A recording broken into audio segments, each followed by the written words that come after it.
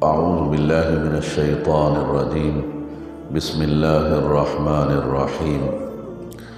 والذين هاجروا في الله من بعد ما ظلموا لنبوئنهم في الدنيا حسنة ولأجر الآخرة أكبر لو كانوا يعلمون.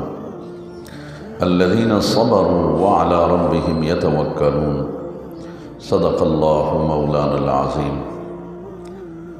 معزز اور محترم سامعین و حاضرین، آپ بڑے خوش قسمت ہیں، خوش نصیب ہیں۔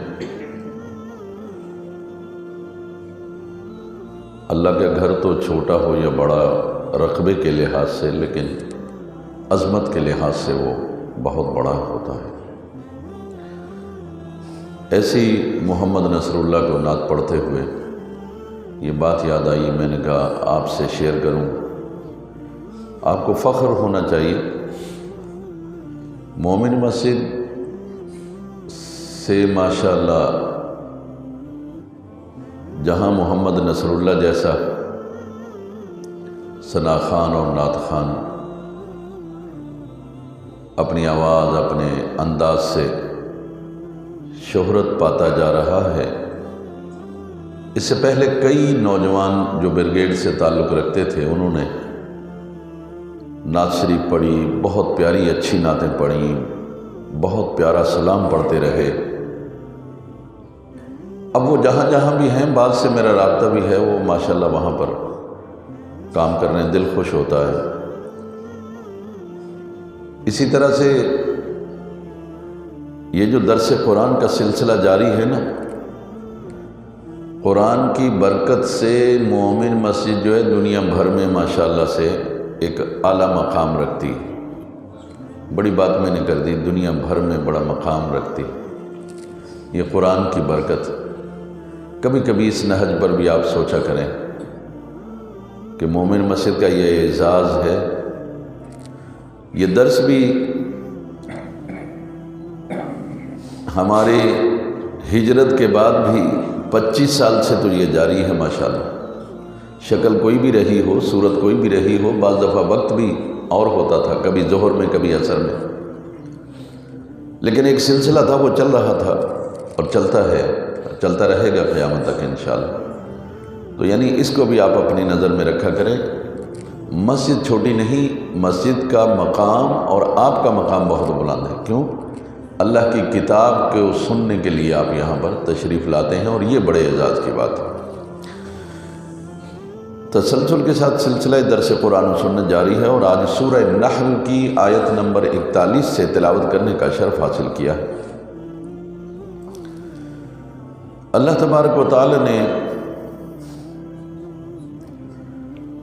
ان ایمان والوں کا ذکر کیا ہے جو اللہ کی راہ میں ہجرت کرتے ہیں۔ وہ اللہ کی راہ میں جو ہجرت کرتے ہیں ان کا مقام، ان کا مرتبہ اور ان کی عظمت کو اللہ نے بیان کیا۔ اور ہجرت بھی وہ جو ظلم کی بات کہ اللہ تبارک و تعالی نے ان کے جب انہوں نے اللہ کا کلمہ پڑھا، اللہ کی توحید کا اعتراف کیا۔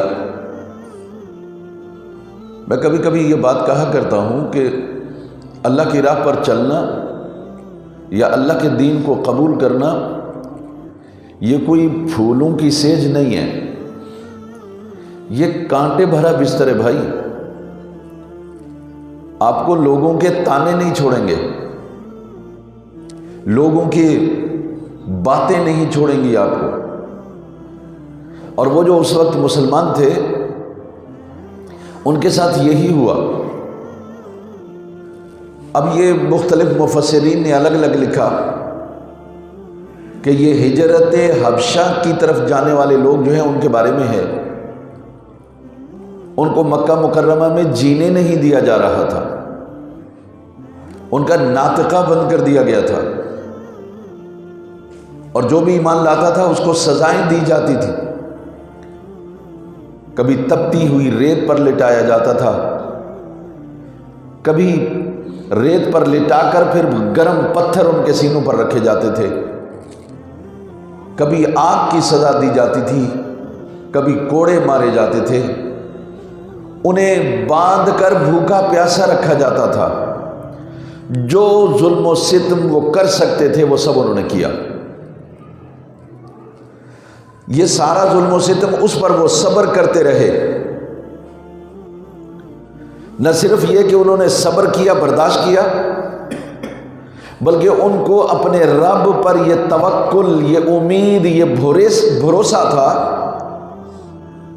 کہ وہ رب ان مصائب سے، مظالم سے انہیں ضرور نجات عطا فرمائے گا۔ اور پھر اللہ کا حکم آ گیا، تقریباً 80 مرد اور عورتیں ملا کر یہ حبشہ چلے گئے، پہلی ہجرت جو ہوئی، اور اس میں سیدنا عثمان بن عفان رضی اللہ تعالی عنہ، ان کی اہلیہ صاحبہ سیدہ رقیہ رضی اللہ تعالی عنہا جو بنت رسول ہیں صلی اللہ علیہ وسلم، وہ بھی وہاں موجود تھیں۔ حضرت جعفر بن ابی طالب یہ بھی اسے ہجرت میں ساتھ شامل تھے۔ اللہ رب العالمین نے اب یہ جو مہاجرین ہیں، چاہے وہ مکہ سے حبشہ گئے، حبشہ سے واپس آئے مکہ یا مدینہ، یا پھر مکہ سے مدینہ ہجرت کی، ان سب کے لیے اللہ تبارک و تعالیٰ نے فرمایا، سنو، لَنُبَوِّئَنَّهُمْ فِي الدُّنْيَا حَسَنَةً، تم نے گھر بار چھوڑا ہے، مال و دولت چھوڑا ہے، فقر و فاقہ اختیار کیا ہے، تم نے لوگوں کے طعنے برداشت کیے ہیں، تو بات سنو، لَنُبَوِّئَنَّهُمْ فِي الدُّنْيَا حَسَنَةً، تمہیں دنیا میں بہترین ٹھکانہ عطا فرماؤں گا۔ دنیا میں کیا بہترین ٹھکانہ؟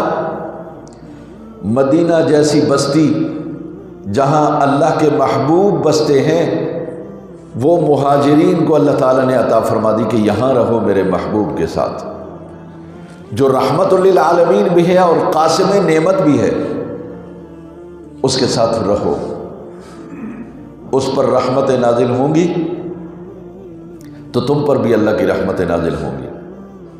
یہ ہے لَنُبَوِّئَنَّهُمْ فِي الدُّنْيَا حَسَنَةً، دنیا میں تمہیں بہترین رہائش گاہیں عطا کریں گے، وَلَأَجْرُ الْآخِرَةِ أَكْبَرُ، اور آخرت کا جو اجر ہے وہ تو اس سے کہیں گنا زیادہ ہے، بڑا ہے۔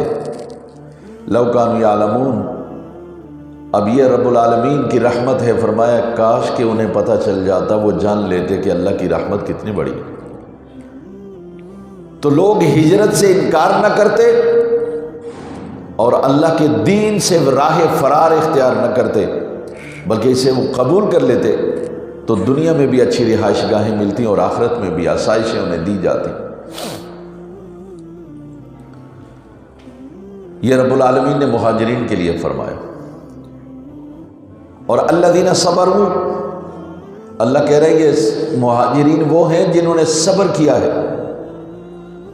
لوگوں کی ایذائیں برداشت کی ہیں، لوگوں کی سزائیں برداشت کی ہیں، لوگوں کی گالیاں برداشت کی ہیں، طعنے برداشت کیے ہیں، فقر و فاقہ، مفلسی برداشت کی ہے، غریب الوطنی برداشت کی ہے، اور اس پر صبر کیا ہے، استقامت اختیار کی ہے، اور رب کے ساتھ یہ بھروسہ، یہ امید قائم رکھی کہ اللہ ضرور نجات عطا فرمائے گا۔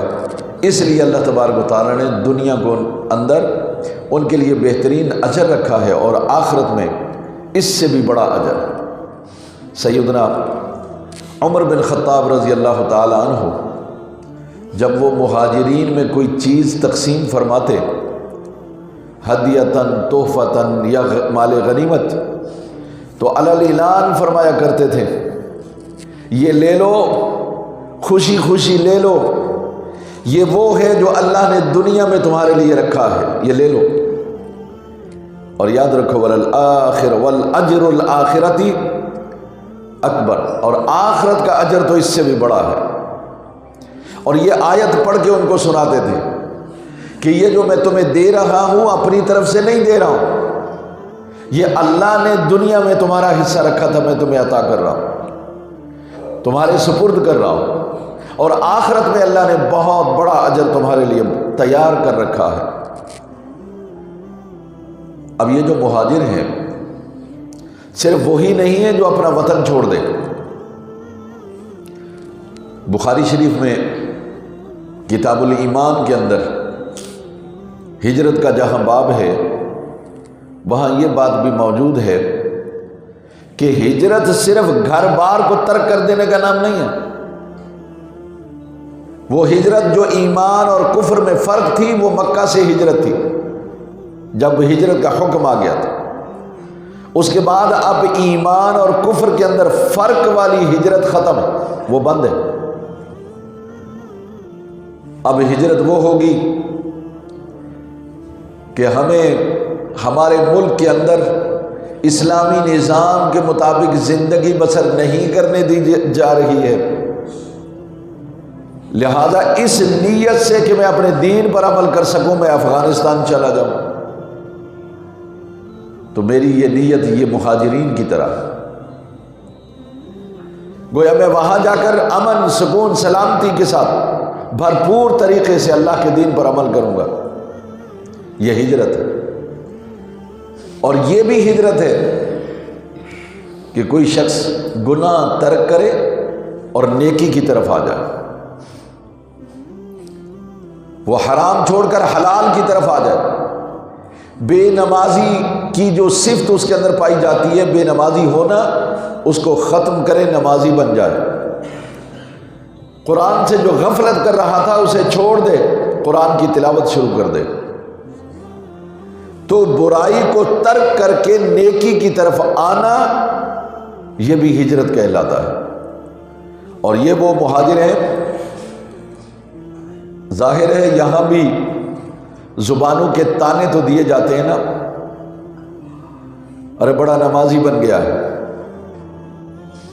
آج تک یہ کرتا رہا، اب دیکھو یہ مسجد میں بیٹھا رہتا ہے، طرح طرح کی باتیں ہیں، یہ ظلم ہے، یہ زیادتی ہے، تو جو اس پر صبر کرے گا اللہ اس کے لیے یہ اجر رکھے گا کہ صبر کرو، کسی کی باتوں میں آ کر، تانوں میں آ کر اللہ کی نافرمانی نہیں کرنا، تم دین پر چلتے رہو استقامت کے ساتھ، اللہ دنیا بھی اچھی کر دے گا، تمہاری آخرت بھی اچھی کر دے گا۔ یہ مہاجرین کا ذکر کرنے کے بعد رسول اللہ صلی اللہ علیہ وسلم جب تشریف لائے تو کفار اور مشرکین چمگوئیاں کرتے تھے، اور ایسی خواتین بھی انہوں نے تیار کر لی تھیں جو نبوت کا دعویٰ بھی کرتی تھیں۔ رب العالمین نے ان کو ایک جواب دیا، وما ارسلنا من قبلک الا رجالا نوحی الیہم، اے پیغمبر آپ کوئی انوکھے تنہا اور اکیلے پیغمبر نہیں آئے ہیں، آپ سے پہلے بھی ہم نے رسول بھیجے، پیغمبر بھیجے ہیں، ہم ان کی طرف وحی کیا کرتے تھے، القاء کرتے تھے، الہام کرتے تھے، ہم ان کی اپنے پیغام کے ذریعے سے رہنمائی کرتے تھے، کبھی سلسلۃ الجرس، کبھی جبرائیل کی آمد، کبھی اور فرشتے، یہ ہم سب انبیاء کی رہنمائی کرتے رہتے تھے، اور آج تک جتنے بھی رسول آئے رجالن، وہ سب کے سب مرد تھے، عورت کوئی نہیں تھی۔ یہ جواب ہے ان کا کہ ہم نے کسی عورت کو کبھی پیغمبر نہیں بنایا، نبی نہیں بنایا، یعنی پیغمبر جتنے بھی آئے وہ سب کے سب مرد تھے اور بشر تھے۔ وہ یہ کہتے تھے کہ فرشتے کیوں نہیں آ جاتے ہماری رہنمائی کے لیے؟ تو اللہ نے انہیں جواب دیا کہ فرشتے آ تو جائیں، بھیجنے میں کوئی حرج نہیں، فرشتے نور ہیں، اور فرشتوں کا کام کیا ہے؟ وَيَفْعَلُونَ مَا يُؤْمَرُونَ، وہ صرف وہی کام کرتے ہیں جس کا انہیں حکم دیا جاتا ہے۔ یہ قرآن میں بار بار آیا۔ فرشتوں میں کوئی ڈیسیجن لینے کی صلاحیت نہیں ہے، اجتہاد کرنے کی صلاحیت نہیں ہے، ان میں عقل نہیں ہے، شعور اور آگہی ان میں نہیں ہے۔ وہ اللہ نے فکس کر رکھا ہے کہ تو نے یہ کرنا، وہ وہی کام کرتا رہتا ہے، اور جو اللہ کہتا ہے وہ کرتے ہیں، اس کے علاوہ۔ لیکن حضرت انسان کی رہنمائی کے لیے تو وہ ہونا چاہیے جو انسان کے رہن سہن سے واقف ہو، اس کی ضرورتوں سے واقف ہو، اس کے خیالات سے واقف ہو، اس کے افکار سے واقف ہو، اور اس کے ماضی سے، حال سے اور مستقبل سے واقف ہو، اس کی ناکامی اور کامیابی کے اسباب سے واقف ہو۔ یہ کام صرف مرد کر سکتا ہے اور پیغمبر کر سکتا ہے، یعنی ایسا پیغمبر جو مرد ہو، جو انسان ہو، انسانوں کے ساتھ رہے، ان کے حالات سے واقف ہو، اور پھر ان کی کمی اور کمزوری کو دیکھ کر اسے وہ پورا کرے۔ تو اس لیے اللہ تعالیٰ نے فرمایا کہ میں نے آج تک جتنے پیغمبر بھیجے ہیں وہ سب کے سب مرد ہیں، عورت نہیں بھیجی۔ عورت کے اندر انفعالیت ہوتی ہے، وہ جلدی سے لوگوں سے متاثر ہو جاتی ہے، اور جب وہ کسی سے متاثر ہو جائے اسے پھر یہ خبر نہیں رہتی جس سے میں متاثر ہو گئی ہوں وہ ڈاکو ہے، چور ہے، ظالم ہے، گدھا ہے، گھوڑا ہے، اسے یہ پتہ نہیں ہوتا۔ یہ صرف مرد ہے جو فیصلہ لیتا ہے تو اس کے پیچھے عقل، شعور، آگہی، تجربہ، علم، یہ سب اس کے پیچھے ہوتا ہے۔ تو اللہ نے فرمایا میں نے تو مردوں کو بھیجا ہے، اور مرد ہی، بشر ہی ایسا ہو سکتا ہے جو بشر کے حالات سے واقف ہو، اس کی اصلاح کر سکتا ہو۔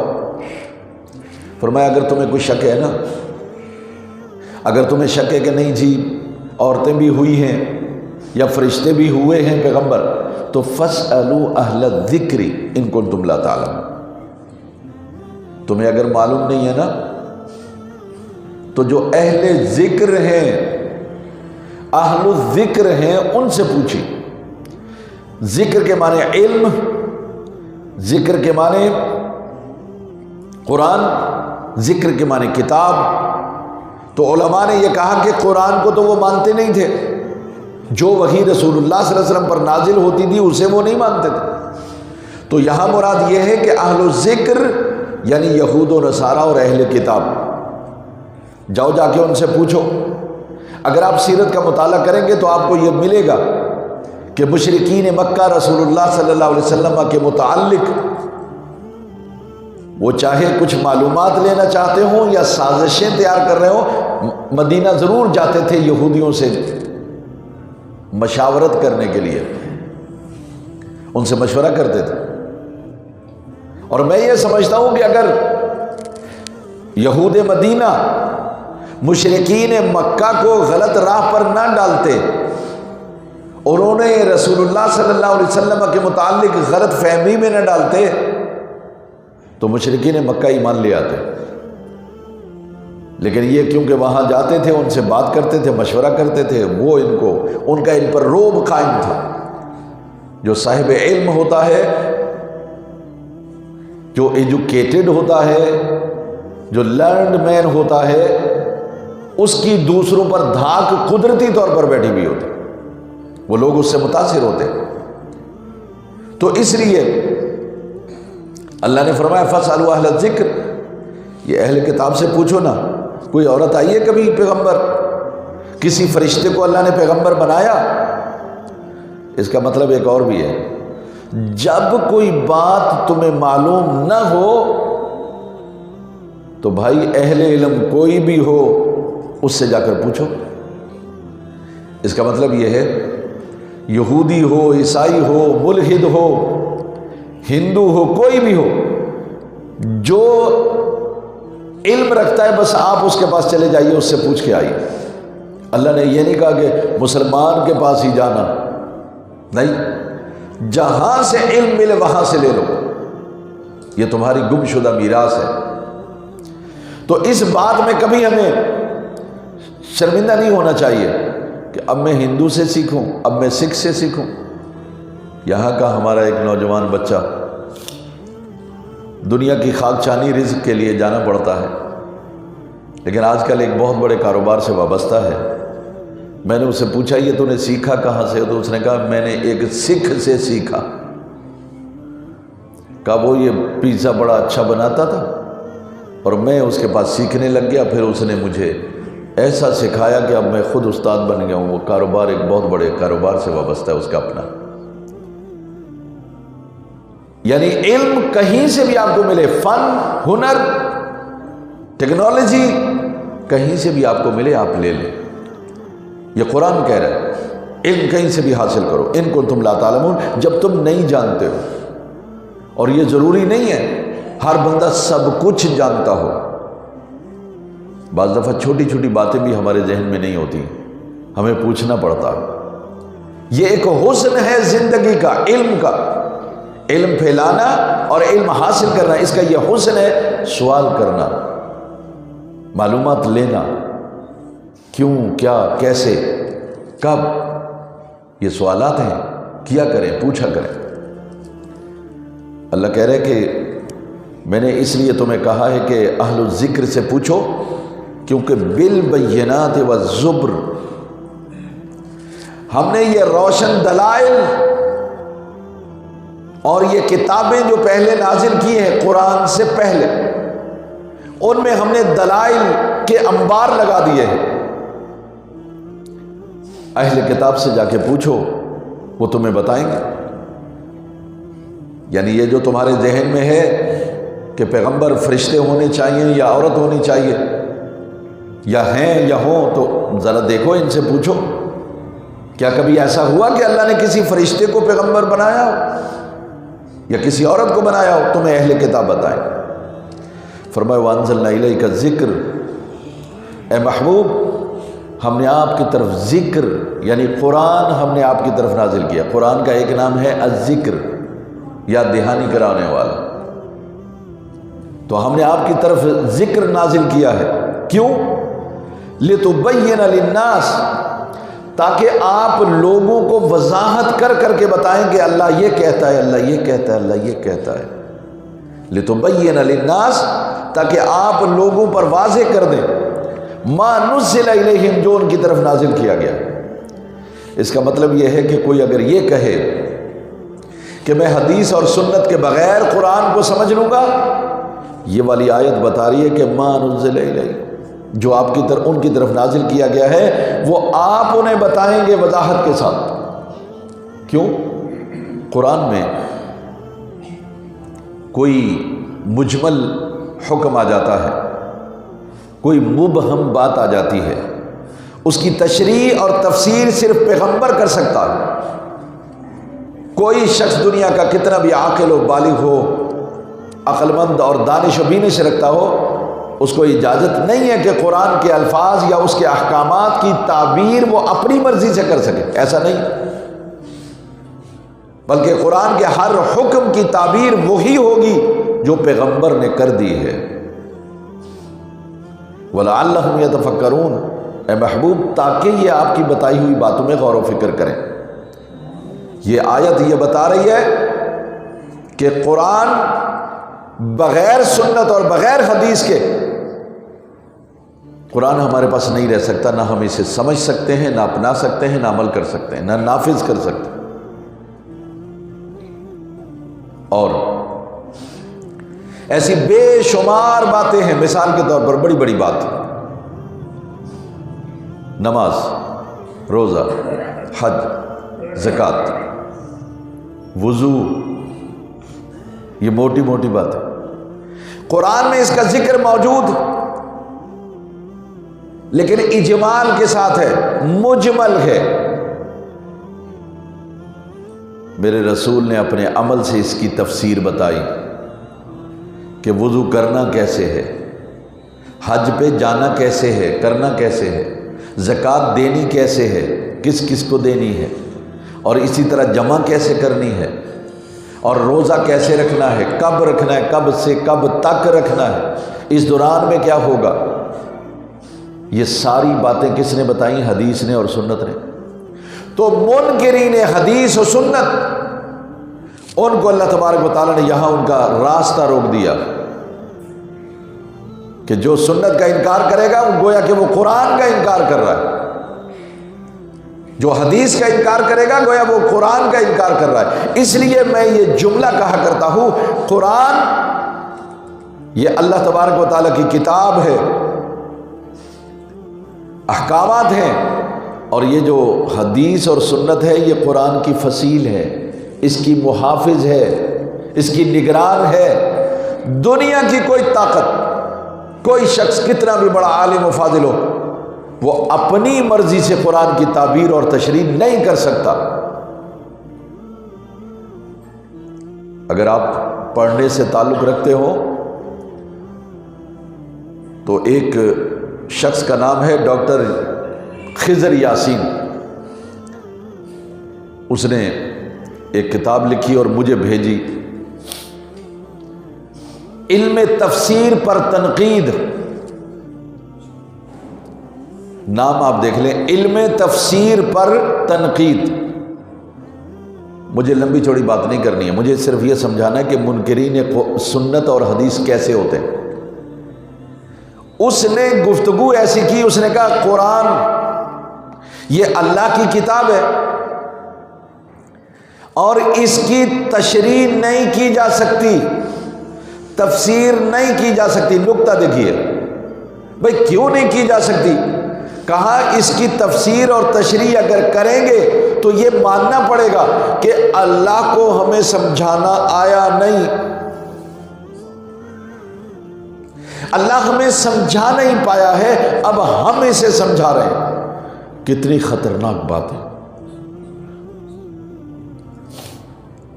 خیر، گویا وہ انڈر لائن حدیث اور سنت کا انکار کر رہا ہے، بلکہ 1400 سال کے اندر جتنا تفسیری کام ہوا اس صف پر تنسیخ کا قلم پھیر رہا ہے، یعنی اسے منسوخ کر رہا ہے کہ یہ سب غلط ہے۔ آپ اندازہ کر لیں، یعنی قرآن ہمارے لیے کافی۔ اب قرآن آپ کے لیے کافی ہے، تعبیر کیسے کریں گے؟ اس کی دلائل انہوں نے رکھے ہوئے، القرآن یفسر بعضہ بعضا، بعض قرآن دوسرے قرآن کا تفسیر بیان کرتا ہے۔ خیر، میں نے صرف اتنا سا نقطہ بیان کرنا ہے کہ لوگ یہ بات بھی کرتے ہیں، تو اس کا مطلب یہ جو حدیث اور سنت کا منکر، وہ صرف حدیث اور سنت کا منکر نہیں ہے، وہ صحابہ کا منکر ہے، وہ تابعین کا منکر ہے، وہ علماء کا، محدثین کا، مفسرین کا اور سیرت نگاروں کا، سب کا منکر، قرآن کا بھی منکر۔ کیوں؟ اس نے یہ بات نہیں جانی، تو حدیث کا انکار کر رہا ہے، تو سنت کا انکار کر رہا ہے، اور تو قرآن کا جو مقصد ہے وہ سمجھا ہی نہیں کہ اللہ نے پیغمبر کو بھیجا کیوں۔ اگر صرف قرآن کی بات تھی تو پھر امت کے لیے قرآن لے آتا، جبرائیل لے آتا، بس۔ اللہ کہہ رہا ہے لِتُبَيِّنَ لِلنَّاسِ، تاکہ آپ لوگوں کو وضاحت کر کے بیان کریں۔ تو پیغمبر کا تو کام ہے کہ اللہ کا جو احکام یا حکم نازل ہو انہیں وضاحت کے ساتھ، تشریح کے ساتھ لوگوں تک پہنچائے، یہ پیغمبر کا کام ہے۔ جیسا کہ سورہ آل عمران میں بھی ہے کہ اللہ تبارک و تعالیٰ نے پیغمبر کو بھیجا ہی اس لیے ہے تاکہ وہ یتلو علیہم آیاتہ ویزکیہم ویعلمہم الکتاب والحکمہ۔ پیغمبر وہ ہے جس کے آنے کا مقصد یہ ہے، یتلو علیہم آیاتہ، اللہ کی آیات لوگوں پر پڑھ کے سنائے گا، ویزکیہم، تزکیہ کرے گا ان کا۔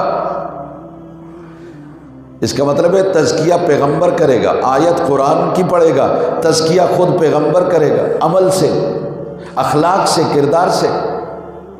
وَيُعَلِّمُهُمُ الْكِتَابَ وَالْحِكْمَةَ، ان کو کتاب بھی پڑھ کے سنائے گا اور ساتھ میں حکمتیں بھی بتائے گا۔ کسی کو اجازت نہیں ہے وہ قرآن کی حکمتیں خود بیان کرے، صرف وہی بیان کر سکتا ہے جو سنت اور حدیث کے دائرے کے اندر ہے، اس سے باہر نہیں۔ اس لیے جتنا ذخیرہ ہے تفاسیر کا، احادیث کا، ہائے ہائے، ان سب کو پڑھ کر کوئی عالم بنتا ہے، ایسا نہیں ہے کہ جس نے ترجمہ پڑھ لیا لے لیا قرآن تو سمجھے کہ عالم بن گیا، ایسا نہیں ہے۔ تو رسول اللہ صلی اللہ علیہ وسلم کی ڈیوٹی ہے کہ وہ لوگوں کو اجمال کو تفسیر کر کے بیان کریں، جو ابہام ہوگا اس کی تشریح کر کے بیان کریں، یہ پیغمبر کی ڈیوٹی ہے۔ گویا سنت اور حدیث کا جو منکر ہے وہ قرآن کا بھی منکر ہے، اور جو قرآن کا منکر ہے اس کا ایمان کہاں ہے بھائی؟ آپ کے ایمان کے چراغ کی لو تیز اگر ہوتی ہے تو قرآن کی تلاوت سے ہوتی ہے، اس کو سمجھنے سے ہوتی ہے۔ اب اللہ تبارک و تعالیٰ ایسے لوگوں کو یہ کہہ رہا ہے افامن الذین مکروا السیئات، تو کیا یہ لوگ جو بڑے بڑے مکر کرتے تھے، فریب کرتے تھے، رسول اللہ صلی اللہ علیہ وسلم کو، مسلمانوں کو دھوکہ دیتے تھے، کیا وہ مطمئن ہو گئے ہیں؟ ڈرتے نہیں ہیں؟ وہ بڑے مطمئن ہیں، سازشیں بھی کر رہے ہیں رسول کے خلاف، قرآن کے خلاف سازشیں بھی کر رہے ہیں اور بڑے مطمئن ہیں۔ سنو ان یخسف اللہ بہم الارض، ان کو ڈر نہیں لگتا کہ اللہ انہیں زمین میں دھنسا دے گا؟ قارون کے خزانے سمیت اللہ نے زمین میں دھنسا دیا، اور کئی لوگوں کو اللہ نے زمین میں دھنسایا، کسی کو دریا میں ڈبو دیا۔ اور یأتیہم العذاب، ان کو اس بات سے ڈر نہیں آتا کہ اللہ کا عذاب آ جائے گا، بڑے مطمئن ہو کر کے لگے ہوئے من حیث لا یشعرون، اور عذاب ایسے آئے گا تمہیں خبر بھی نہیں ہوگی۔ اللہ کا عذاب ایسے آئے، تمہیں ڈر نہیں لگتا اللہ سے؟ جو لوگ مکر کر رہے ہیں، فریب کر رہے ہیں، مسلمانوں کی نسل کشی کر رہے ہیں، بیت المقدس پر قبضہ کرنا چاہتے ہیں، اسلامی مملکتوں کو ہتھیانا چاہتے ہیں، ان کے خزانے ہتھیانا چاہتے ہیں، اور مسلمانوں کو اپنی قید میں لانا چاہتے ہیں، انہیں کنٹرول کرنا چاہتے ہیں، انہیں یہ بات پتہ نہیں ہے اللہ کبھی بھی تمہیں زمین میں دھنسا دے گا۔ یہ جو زلزلے آتے ہیں یہ اسی لیے آتے ہیں، اور پھر اللہ کا عذاب آئے گا من حیث لا یشعرون، انہیں خبر بھی نہیں ہوگی۔ آپ نے دیکھا نہیں کیلیفورنیا میں، لاس اینجلس میں وہ آگ لگی، کسی کو خبر ہے کچھ؟ اور یأتیہم العذاب، ان پر اللہ کا عذاب آ گیا من حیث لا یشعرون، اس انداز سے آیا کہ انہیں خبر بھی نہیں ہوئی، دبے پاؤں اللہ کا عذاب آیا اور وہ بچنے کے قابل بھی نہیں رہے۔ اب لوگ کہتے ہیں کہ جی وہ عذاب تو آیا تو وہ گھر اس لیے جلے کہ وہ لکڑی کے بنے ہوئے تھے، ایسا ہی ہے، عذاب تو ہے نا۔ اگر وہ کنکریٹ کے بھی گھر بنے ہوتے تو میرا رب عذاب بھی اسی طرح کا لاتا۔ وہ بستیاں، سیدوم کی بستی جسے اللہ نے پلٹ دیا تھا، پتھروں کی بارش ان پر کی تھی، انہیں بھی جب مارنا ہوگا تو اللہ تعالیٰ ایسے بھی کر لے گا، لیکن چونکہ آسان کام تھا کہ بس ایک پھونک لگاؤ، اللہ کے لیے تو ویسے ہی سب آسان ہوتا ہے۔ پھر فرمایا او یأخذہم فی تقلبہم فما ہم بمعجزین، اور یہ بھی یاد رکھو، یہ نہیں سمجھنا کہ وہ چنگاری بھڑکانے کا محتاج ہے، نہیں نہیں،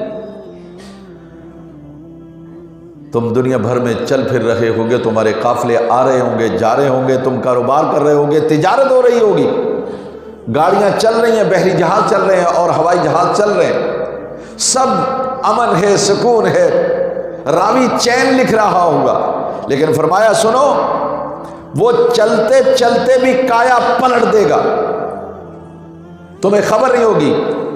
او یأخذہم فی تقلبہم، اپنے اپنے کاموں میں تم مصروف ہوگے، اللہ وہاں پر بھی تمہیں پکڑ لے گا۔ کیوں؟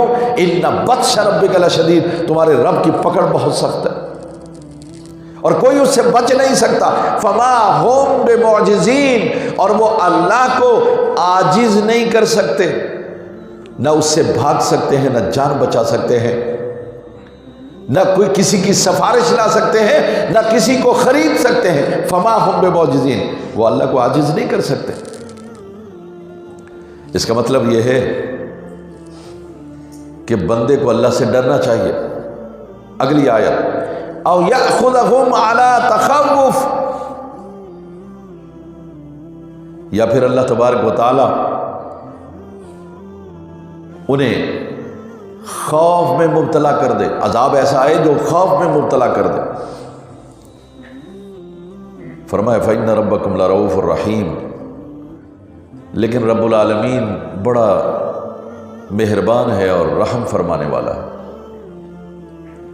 یعنی تمہیں ڈرنا چاہیے کہ اس کے عذاب کی یہ صورتیں ہیں، زمین میں دھنس آ سکتا ہے، یا ایسی جگہ سے عذاب آئے گا تمہیں خبر بھی نہیں ہوگی، اور ضروری نہیں تم لیٹے ہو سوئے ہو، کسی بھی عمل میں کام میں مصروف ہو گیا اللہ تمہیں عذاب میں مبتلا کر دے گا اور تمہیں خوف میں مبتلا کر دے گا. یہ جو ہے نا خوف کا مبتلا ہونا، سیدنا عمر بن خطاب رضی اللہ تعالیٰ عنہ نے صحابہ سے پوچھا، یار یہ تخوف کیا چیز ہے؟ اب آپ اندازہ کیجیے، امیر المومنین، خلیفۃ الرسول عمر بن خطاب، فاروق اعظم، جن کا نام سن کر شیطان راستہ بدل دیتا، وہ لوگوں سے پوچھ رہے ہیں کہ یہ قرآن میں جو آگے اولم او یأخذہم علی تخوف، کیا تم بتا سکتے ہو یہ تخوف کیا ہے؟ تو ایک بوڑھے بابا جی کھڑے ہو گئے، کہنے لگے جی میں بتاؤں گا. تو آپ نے فرمایا اچھا بتاؤ بھائی. کہنے لگے جی تخوف یہ ہوتا ہے کہ کوئی چیز آپ پر طاری ہو جائے اور مسلسل آہستہ آہستہ آپ کو نقصان پہنچائے، اس کو تخوف کہا جاتا ہے. جسے آپ کہتے ہیں نا سلو پوائزن، ایسا زہر جو آہستہ آہستہ اثر کرتا ہے اور پھر بالآخر انسان جو ہے کیا ہوتا ہے، ختم ہو جاتا ہے. اس نے کہا جی یہ وہ خوف ہے جو انسان پر آہستہ آہستہ اثر دکھاتا ہے، طاری ہوتا ہے، آہستہ آہستہ اثر دکھاتا ہے. سامنے بھی عمر بن خطاب رضی اللہ تعالیٰ عنہ تھے. آپ نے فرمایا اچھا یہ بتاؤ کسی شاعر نے یہ لفظ استعمال کیا ہے اپنی شاعری میں؟ یہ علم ہے. تو اس نے کہا جی ہاں ایک شعر موجود ہے. اس نے عربی کا ایک شعر سنایا جس کا مفہوم میرے ذہن میں رہا. مفہوم یہ تھا، اس نے کہا جی شاعر یہ کہتا ہے کہ میری اونٹنی چلنے لگی، اتنا سفر کیا کہ اس سفر کی تکان نے اتنا اسے دبلا پتلا کر دیا کہ بندری نظر آتی ہے. یعنی آہستہ آہستہ، کیونکہ سفر تو آج کل کی طرح تو نہیں ہے گھنٹوں میں سفر ہو جاتا ہے، منٹوں میں ہو جاتا ہے. وہ سفر ہوتا تھا دنوں کے حساب سے. حیدرآباد بھی جانا ہے تو 3 دن تو لگتے ہی لگتے تھے. کوئی ایسے بھی ہوں گے جن کے زیادہ لگتے ہوں گے. یہ 3 دن حیدرآباد جانے کے بھی 3 دن چاہیے. یہ وہ سفر تھا. اونٹنی چلے گی، جتنا چلے گی وہ سفر ہوگا. آرام بھی کرنا ہے، بیٹھنا بھی ہے، کھانا بھی کھانا ہے، اس کو بھی کھانا کھلانا ہے، سارے کام کرنے. اس نے کہا جی وہ اونٹنی سفر اتنا کیا کہ دبلی پتلی ہو گئی، اس کا کوہان جو ہے آہستہ آہستہ پگھل کر اب تو بندری لگتی ہے. آپ نے کیا فرمایا؟ عمر بن خطاب رضی اللہ تعالیٰ عنہ نے لوگوں سے فرمایا بھائی سنو،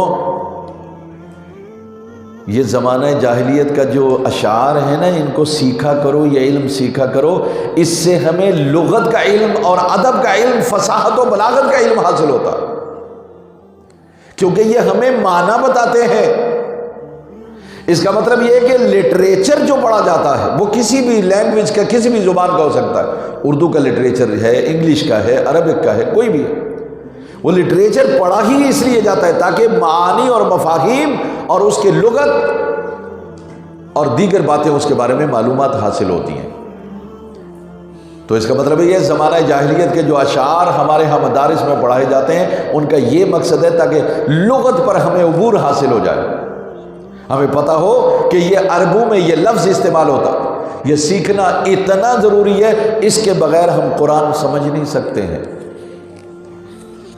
میں اور آپ اگر ہوتے تو ہم مانا یہی کرتے کہ خوف طاری ہو گیا، کہا نہیں، یہ خوف طاری ہو گیا یک بارگی والا نہیں ہے، یہ وہ خوف ہے جو آہستہ آہستہ طاری ہوتا ہے اور بندے کا خاتمہ کر دیتا ہے، یہ وہ خوف ہے۔ فرمایا اولم یروا الی ما خلق اللہ من شیء، کیا انہوں نے اللہ تبارک و تعالیٰ کی مخلوقات کو دیکھا نہیں ہے کہ یتفیأ ظلالہ، کہ اس کا جو سایہ ہے عن الیمین والشمائل، یعنی دائیں طرف سے بائیں طرف ہوتا ہے، اور سجدا للہ، اللہ کو سجدہ کرتا ہے۔ سورج نکلتا ہے، سامنے اس کی جتنی چیزیں آتی ہیں ان کا سایہ دیکھیے لیٹا ہوا ہوتا ہے، گویا اللہ کو سجدہ کر رہا ہے۔ جب سورج غروب ہونے جاتا ہے تو سایہ اس طرف آ جاتا ہے، پہلے آہستہ آہستہ آہستہ آہستہ گھٹ جاتا ہے، پاؤں میں آ جاتا ہے، پھر ادھر لمبا ہونے لگتا ہے، گویا کیا کر رہا ہوتا ہے؟ وہ سجدہ کر رہا ہے، سجدا للہ وہم داخرون۔ فرمایا یہ سجدہ ایسا ہے کہ وہ جو سایہ ہے وہ لیٹا ہوا ہوتا ہے، اللہ کے سپرد اپنے آپ کو کیا ہوتا ہے۔ گویا ان لوگوں نے اللہ کی مخلوقات کو نہیں دیکھا کہ ہر شے اللہ کو سجدہ کر رہی ہے، سایہ تک خدا کے سامنے جھکا ہوا ہے۔ فرمایا وَلِلَّهِ يَسْجُدُ مَا فِي السَّمَاوَاتِ وَمَا فِي الْأَرْضِ، اور اللہ ہی کے لیے ہے جو کچھ زمین و آسمان میں ہے، وہ سب اللہ کو سجدہ کرتے ہیں۔